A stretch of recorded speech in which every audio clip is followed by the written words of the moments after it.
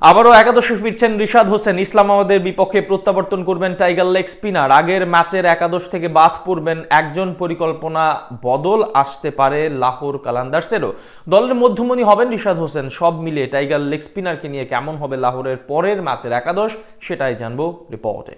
মুলতান সুলতানের বিপক্ষে গেল ম্যাচের একাদশে ছিলেন না রিশাদ হোসেন। নিজের প্রথম 4 ম্যাচে দুর্দান্ত পারফরমেন্স করা সত্ত্বেও বাদ পড়েন টাইগার লেগ স্পিনার। এই নিয়ে অবশ্য দেশের মিডিয়াগুলোতে আলোচনা হয়েছে অনেক, কিন্তু গাদ্দাফি স্টেডিয়ামের পেস বান্ধব উইকেটে এমন একটা সাহসী সিদ্ধান্ত নিতেই হতো লাহোর কালান্দার্স ফ্র্যাঞ্চাইজির, আর সেটাই নিয়েছে তারা। তবে এক ম্যাচ বিরতি দিয়ে ইসলামাবাদের বিপক্ষে লড়াইয়ে একাদশে ফিরতে পারেন রিশাদ হোসেন। সেখানেই বদল আসতে পারে পরিকল্পনার। জীবনে প্রথমবারের মতো বিদেশি কোনো ফ্র্যাঞ্চাইজি টুর্নামেন্ট খেলতে গিয়ে রীতিমতো তাক লাগিয়ে দিয়েছেন রিশাদ। তার বোলিং ভেলকি দেখে এখন মুগ্ধ পাকিস্তানের ক্রিকেট ভক্তরা।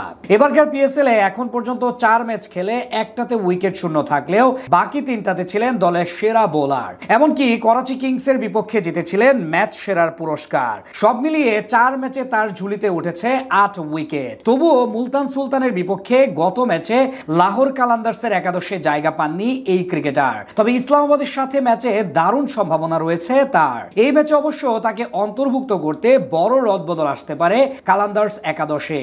ওপেনিং পজিশনে যথারীতি ফকর জামান থাকলেও বাদ পড়ার ঝুঁকিতে আছেন মোহাম্মদ নাঈম। টুর্নামেন্টে এখন পর্যন্ত 5 ম্যাচ খেলে মাত্র 42 রান করেছেন এই তরুণ, গড় মাত্র 8.5। তাই তাকে বাদ দিয়ে বিকল্প সমাধান খুঁজতে পারে টিম ম্যানেজমেন্ট। সেক্ষেত্রে আরো একবার ওপেনিং এ প্রমোশন পেতে পারেন আসিফ আলী অথবা আব্দুল্লাহ শফিক। দলের মিডল অর্ডারে থাকবেন English wicket keeper batsman Sam billings এবং দুর্দান্ত ছন্দে থাকা ড্যারেল মিচেল। গত ম্যাচেও ব্যাট হাতে 38 বলে 64 রানের ইনিংস খেলে ম্যাচের সেরা পারফর্মার ছিলেন কিউই অলরাউন্ডার মিচেল। তাদের সাথে ব্যাটিং ইউনিটে আরো থাকবেন অলরাউন্ডার সিকান্দার রাজা। ব্যাট ও বল উভয় বিভাগে দারুণ ছন্দে আছেন তিনি। এদিকে মুলতান সুলতানের বিপক্ষে গত ম্যাচে রিশাদের জায়গায় সুযোগ পেয়ে বেশ ভালোভাবে কাজে লাগিয়েছেন টম কারান। তাই আরো একবার টিকে যেতে পারেন এই ডানহাতি অলরাউন্ডার। তার সাথে ফিরবেন রিশাদ হোসেন। সেক্ষেত্রে বোলিং বিভাগের পাশাপাশি বাড়বে ব্যাটিং গভীরতা। তার সঙ্গে স্পিন বিভাগে আরো থাকবেন অভিজ্ঞ অফ স্পিনার আসিফ আফ্রিদি। সেটা অবশ্য নির্ভর করবে উইকেটের বৈশিষ্ট্যের উপর।